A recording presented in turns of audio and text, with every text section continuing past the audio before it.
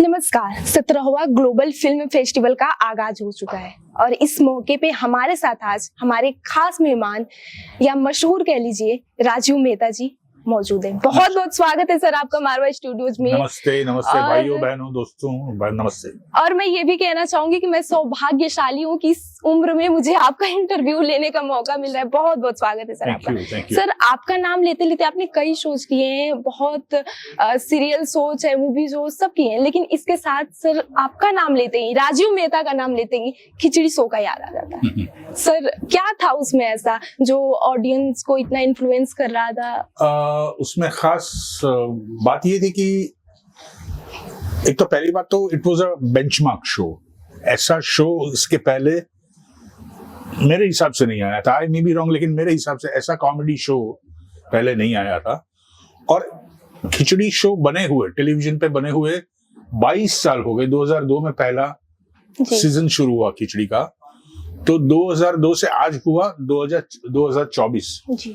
तो आज भी खिचड़ी उतनी ही पॉपुलर है जितनी 2002 में हो गई थी। मतलब उसका as I told you it's a timeless show. मतलब it's a great stress buster. लोगों को जब ऐसा तय करते हैं कि अब हमें आज हंसना है तो वो खिचड़ी देखते हैं। अच्छा सर, जब खिचड़ी सोच जब आपके पास कास्टिंग के लिए आया तो आपको क्या लगा कि ये करना चाहिए या नहीं करना चाहिए? लेकिन उसके बाद तो ऑडियंस इतना पसंद करती है सर, खिचड़ी का नाम लेते ही राजीव मेहता का नाम आता है। जी जी जी।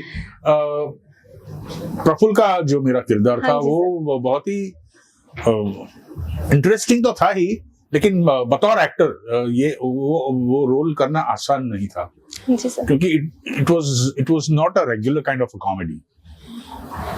कोई भी कैरेक्टर खिचड़ी में अहम कैरेक्टर जो भी निभा रहा था, वो लोग जोक्स नहीं बोलते, वो लोग अपने आप पे हंसते हैं। Humour, sense of humour is a rare quality, और जो खिचड़ी में थी।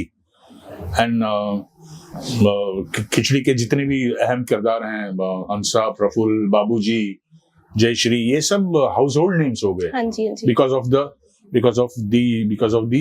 Rare humour and rare kind of a show. It was a great stress buster for everyone. पूरे दिन के काम के बाद थकान दूर करने के लिए लोग खिचड़ी देखते थे, ऐसा कई लोगों का कहना है जी। सर खिचड़ी में बात करें तो हंसा जी, जो आपको तो पता ही है, जो वाइफ का किरदार निभा रही थी, तो जब आप हंसा बोलते थे तो वो डायलॉग एक बार बोल के दिखा देते आप। एक अलग ही सर, क्या क्या फेस करना पड़ा एक एक्टर के थ्रू? फेस करना पड़ा, कहने की वजह ये कहें कि आसान नहीं रहा मेरे लिए बतौर एक्टर, क्योंकि मैंने कॉमेडीज की थी स्टेज पे, प्ले में, मतलब ड्रामा में, लेकिन वो टिपिकल एक slapstick kind of comedy, you know, जबरदस्ती हंसाना लोगों को। इसमें हमें जबरदस्ती नहीं करनी पड़ी लोगों को हंसाने के लिए। इट वाज इतनी सहज तरीके से आती थी कॉमेडी, लिखावट में, आतिश के लिखावट में और एक्टर्स के परफॉर्मेंस में। तो ये हमारे लिए, for every actor, Khichdi's performance was a test, you know. वो एक क्योंकि पहली बार मेरी बात कर रहा हूँ, इस तरह की comedy which is attitude comedy, you know, which is, as I told you, कि वो jokes नहीं बोलते हैं, वो slapstick मुंह नहीं बनाते हैं। इस तरह का एक कॉमेडी सेक्शन भी है। वो गलत है, वो ऐसा नहीं होना चाहिए, ऐसा मैं नहीं कहना चाहता, लेकिन वो एक अलग तरीका है कॉमेडी का। खिचड़ी का जो तरीका था वो अलग था। सर आपने कहा कि उसमें ड्रामा करना पड़ा था, तो एक्टिंग और ड्रामा में, क्योंकि यहाँ के भी बच्चे हैं जो एक्टिंग में जाना चाहते हैं, ड्रामा में जाना चाहते हैं, तो आपका क्या एक्सपीरियंस रहा? क्या साझा करना चाहेंगे बच्चों को? कि let me put it this way, theatre drama is a very strong foundation. हम सब, मैं, बाबूजी का जिन्होंने किरदार निभाया, अनंग देसाई, हाँ जी सर, हम सब ने थिएटर किया हुआ है जी। तो वो हमें बहुत हेल्प कर गया टेलीविजन में, फिल्मों में, क्योंकि थिएटर का बंदा जो भी रहता है वो इतना तैयार होता है, इतना तैयार परफॉर्मेंस, चाहे कितना भी मुश्किल किरदार क्यों ना हो, वो उनके लिए उतना मुश्किल नहीं रहता जितना कंपेयर टू अदर एक्टर्स। तो वो लोग अच्छी तरह निभा सकते हैं मुश्किल कैरेक्टर्स भी।